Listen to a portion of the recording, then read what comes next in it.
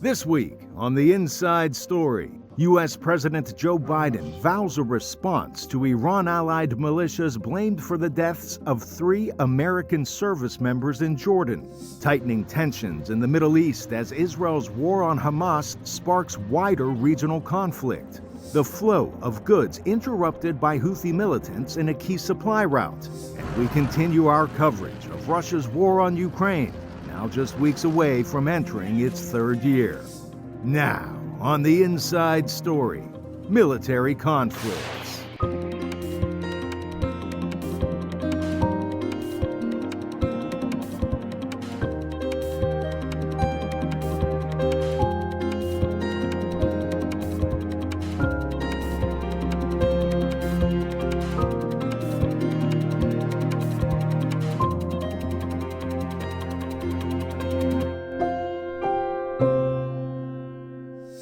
Catherine Gibson from Washington.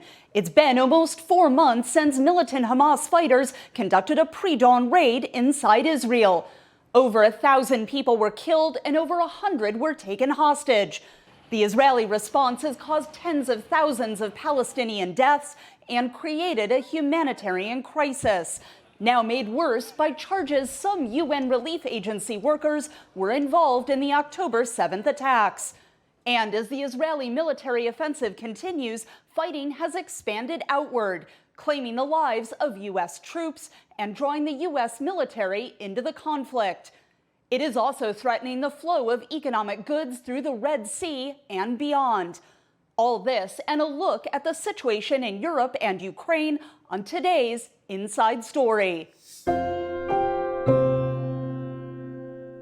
President Joe Biden is vowing to respond after a drone strike by Iranian-backed militias killed 3 U.S. service members in northeast Jordan near the Syrian border.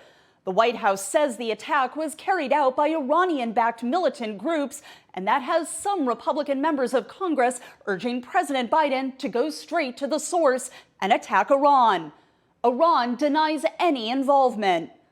Any response by the U.S. is likely to further escalate and expand the conflict sparked by the October 7th Hamas attack on Israel. From Washington, VOA's Anita Powell starts us off this week. The White House is under pressure to react after a drone strike Sunday killed 3 U.S. service members in Jordan, an act Washington blames on Iranian-backed militias operating in nearby Syria and Iraq. Administration officials expressed confidence that Iran was behind the attack, but did not give details. Nor would officials lay out their next move. I am not going to telegraph any punches here from the podium, nor will I get in front of the president or his decision-making. As he said yesterday, we will respond. We'll do that on our schedule, in our time, and we'll do it in the manner of the president's choosing as commander-in-chief.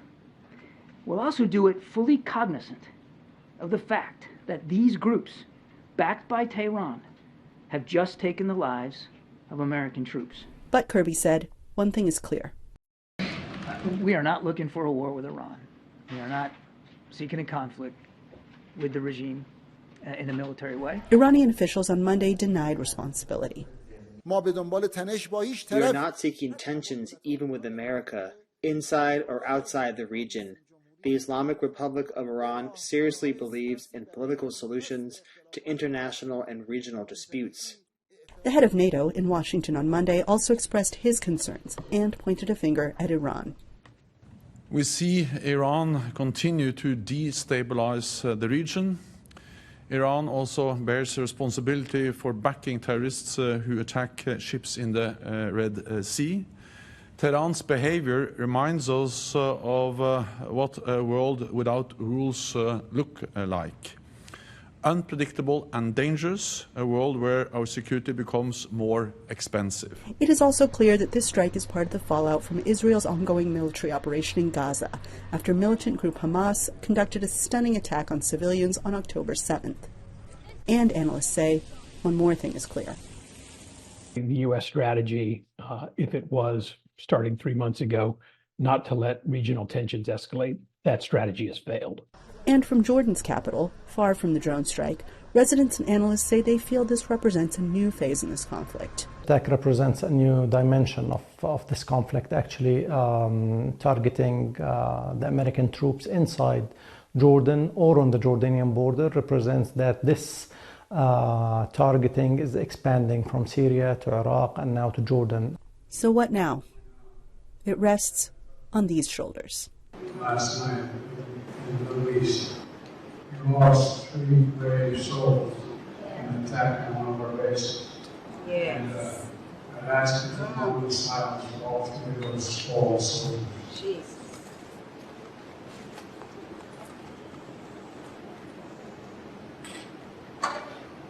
And we shall respond. Anita Powell, VOA News, Washington. Just across the border from where UNRWA operates, Israel says that agency is politicized and has perpetuated the Palestinian refugee issue. Palestinians say UNRWA is important for providing essential services, especially now with the war in Gaza. Linda Gradstein has this report.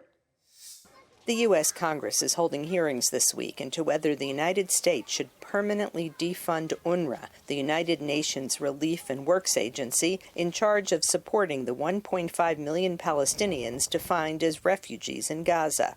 Some major donors, including the United States, have suspended UNRWA's funding in response to recent Israeli revelations that UNRWA staff actively participated in the October 7th Hamas massacre in Israel that killed roughly 1,200 people.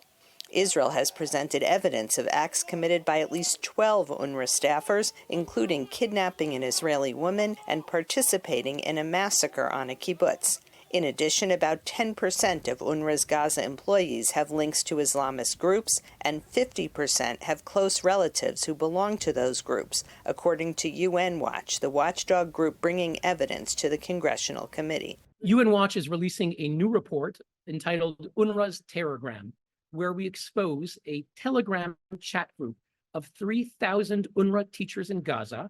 The purpose of the group is to exchange information for UNRWA teachers, but interspersed among 249,000 messages that we downloaded before they would be deleted, they repeatedly celebrate terrorism on October 7th and thereafter. UNRWA has a staff of 13,000 in Gaza, most of them teachers in UNRWA schools.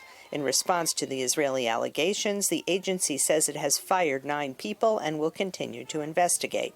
But some Israeli analysts say the problem with UNRWA goes far beyond today's crisis. They say that UNRWA has perpetuated the status of Palestinians as refugees for political reasons rather than resettling them like refugees from other conflicts.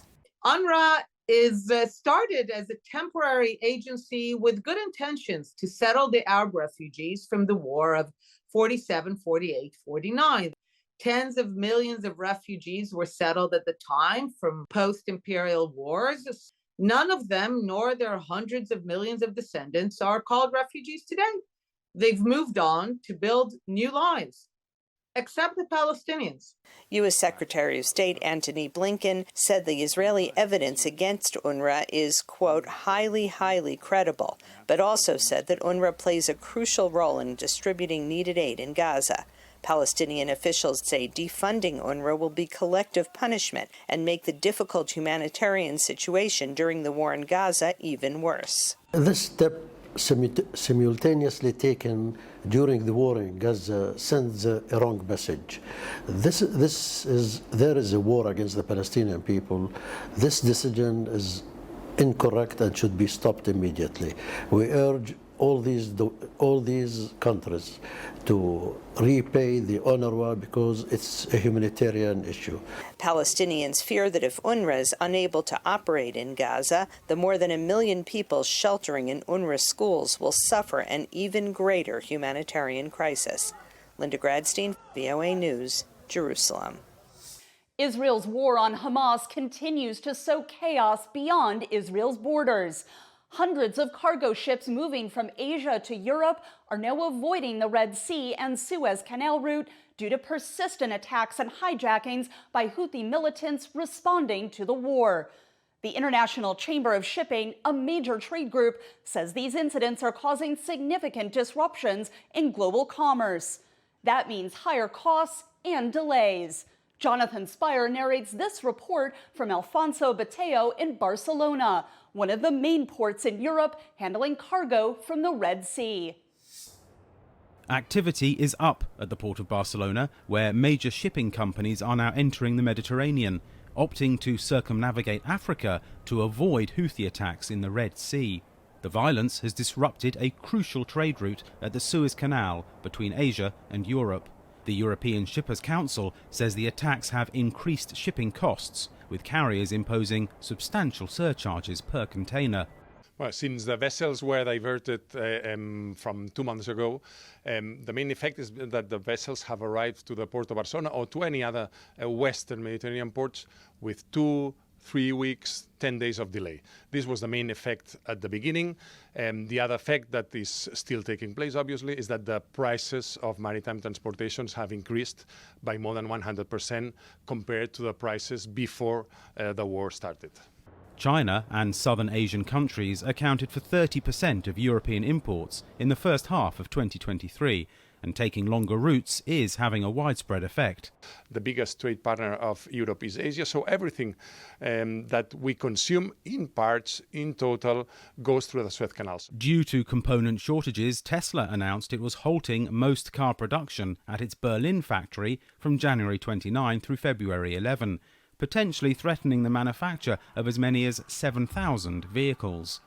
The supply chain disruptions are also hitting small businesses. We have several providers here at the store who say they will have problems supplying merchandise because it's made in Southeast Asia, and everything related to maritime transport is complicated due to this conflict. Israel's plan to destroy Hamas continues, and so do the attacks by Yemen's Houthis on passing cargo vessels. Analysts say the supply chain disruptions represent a new blow to a European economy that's already fighting inflation and a mild recession. For Alfonso Beato in Barcelona, this is Jonathan Spear, VOA News. VOA's Heather Murdoch has been covering this regional conflict for many years, and she joins me from Istanbul in Turkey to share her insight on the growing U.S. military involvement. What are you hearing about the reaction to this attack on the U.S. military? This is the first time U.S. military personnel have been killed since this conflict in its current form began in October. And for the people who live here, average people that aren't involved, particularly in the conflict, the reaction is generally fear, because the U.S. soldiers being killed means that there's going to be a reaction from the U.S., which could also prompt a reaction from Iran. And in countries like Iraq, where this attack was initiated, civilians are, of course, always afraid, and rightly so, that this conflict between the United States and Iran will end up in their backyards. This, of course, has emboldened militant groups in Iraq and Syria, in Lebanon. You know, the U.S. military is a favored target among a lot of these Iran-allied militant groups, and this, from their perspective, would be a success. But this also raises tensions between the countries. These major powers, the U.S. and Iran, have been fighting via proxies for decades in this region, in several countries. So the closer they get to fighting each other directly, the more people are afraid that all-out war will spread far beyond the Gaza and Israel fight. The idea that the United States or Iran would attack each other directly is probably the foremost fear on people's minds right now. When Republican members of Congress tied any additional Ukraine funding to progress on immigration enforcement, they kept a legislative logjam that has kept U.S. senators locked in negotiations for the past 4 months. The White House wants $60 billion in humanitarian and military aid for Ukraine last October. Republicans say only if the White House increases funding for domestic border security and changes to the U.S. asylum system. Two of the toughest issues in American politics, additional aid to Ukraine to fight Russian aggression and immigration enforcement, have kept U.S. senators locked in negotiations for the past 4 months. Support for sending more aid to Ukraine decreased among Republican lawmakers throughout 2023. The security of our southern border is on the line. The security of Israel is on the line. The health and safety of innocent Gaza civilians are on the line. The stability of the Indo-Pacific region is on the line. And finally, as every senator on both sides knows, the survival of Ukraine is on the line. After the White House asked for $60 billion in humanitarian and military aid for Ukraine last October, Republicans said they will only vote for more assistance if it is paired to increase funding for domestic border security and changes to the U.S. asylum system. Democrats and some Republicans have warned that failing to send more aid to Ukraine will result in a victory for Russian President Vladimir Putin. Following the Turkish parliament's approval of Sweden's bid to join NATO, Hungary is now the only member state blocking Swedish entry into the alliance. Hungarian Prime Minister Viktor Orban publicly invited his Swedish counterpart for negotiations in Budapest. Sweden refused. Sweden has often criticized a perceived democratic backslide in Hungary, and it now hopes to isolate Orban. Nearly 2 years into Russia's invasion of Ukraine, the conflict grinds on into a war of attrition, and NATO is adapting to the threat from Moscow. The alliance this week launched Steadfast Defender 24, its largest military exercises since the Cold War.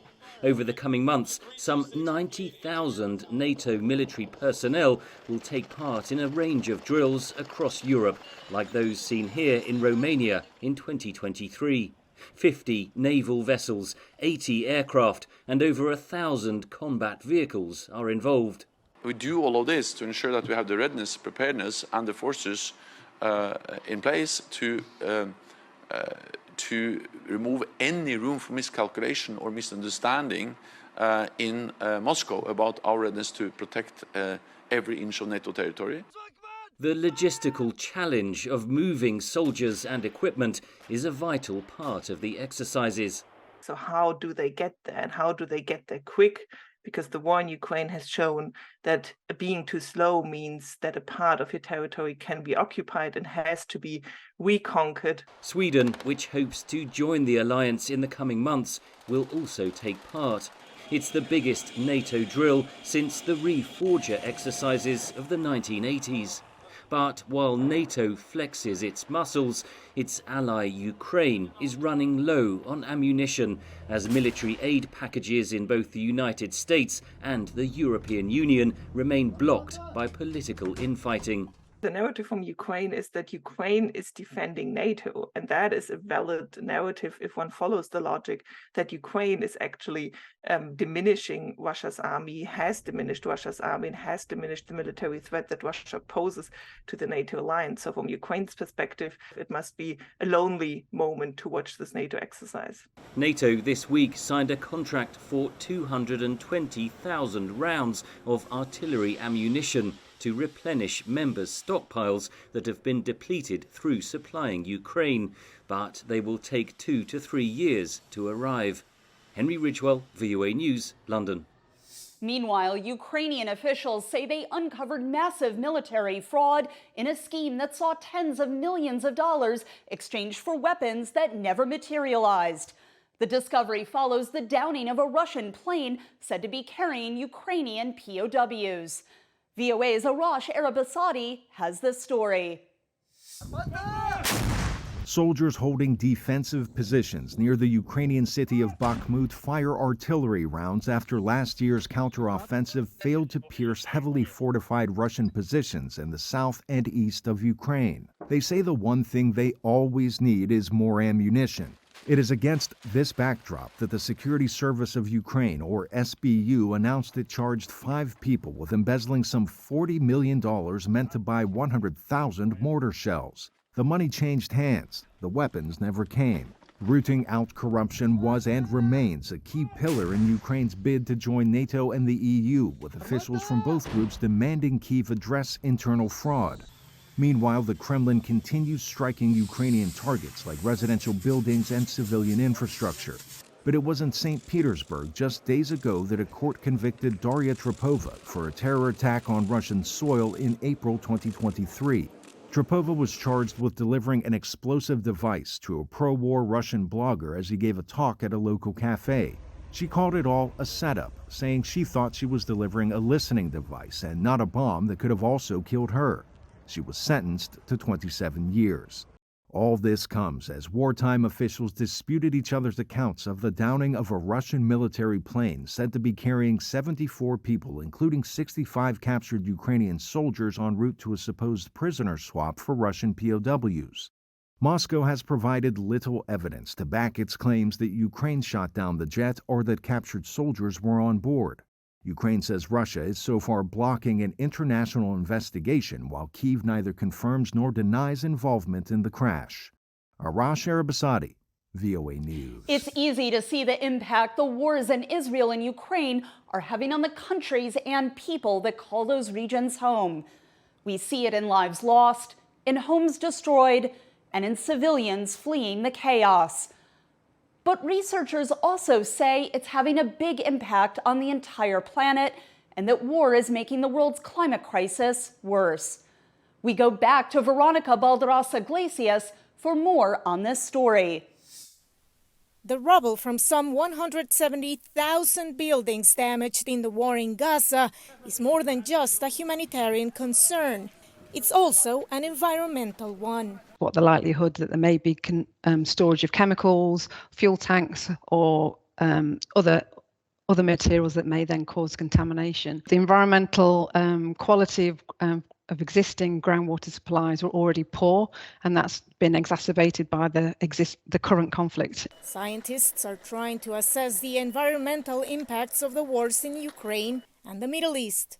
Studies include war-related forest fires and pollution from weapons, significant threats to humans, wildlife, and ecosystems in Ukraine, researchers warn. Any ordnance which is explosive, when it explodes, it can set off new fires and it definitely produces more chemicals which come out. Separate researchers in Europe, the UK, and the US are making pioneering efforts to measure war-related greenhouse gas emissions that contribute to climate change. Greenhouse gas emissions you don't measure directly, so you derive them from amount of fuel that has been used or the amount of fire. So we have different kind of sources. One peer-reviewed study conducted inside Ukraine says the first 18 months of war produced more greenhouse gases than the annual emissions of Austria, Portugal, or Hungary. But the lack of international guidelines to measure emissions from conflict, the limited opportunities for field research, and the secrecy surrounding military operations mean that estimates are not always precise or conclusive. Nonetheless, those making them argue they are important to better understand and improve the global fight against climate change. If we haven't learned anything over the past few years, extreme weather events, from floods to extreme temperatures to a whole host of salinity problems, this is at our front door. Holding climate polluters accountable remains a challenge. Under the current international reporting system, countries report the greenhouse gas emissions produced in their own territory. There are no formal guidelines to measure those emissions from a conflict or a legal framework to attribute responsibility. International efforts will be needed from scientists, policymakers, to develop some new guidelines. The U.S. military backs the wars in Ukraine and Gaza, but the Pentagon says it takes the threat from climate change seriously. Press Secretary Major General Pat Ryder told VOA. When it comes to climate change and the effect of climate change, the department has been very clear to include referencing it in our national defense strategy that we as a U.S. military need to adapt and be ready to address the kinds of challenges that climate change presents. Researchers underline that while mitigating environmental and climate change impacts must remain a top concern, addressing the humanitarian crisis and civilian suffering in war zones must also take precedence. For all of those behind the scenes who brought you today's episode, I'm Katherine Gibson. We'll see you next week for the Inside Story.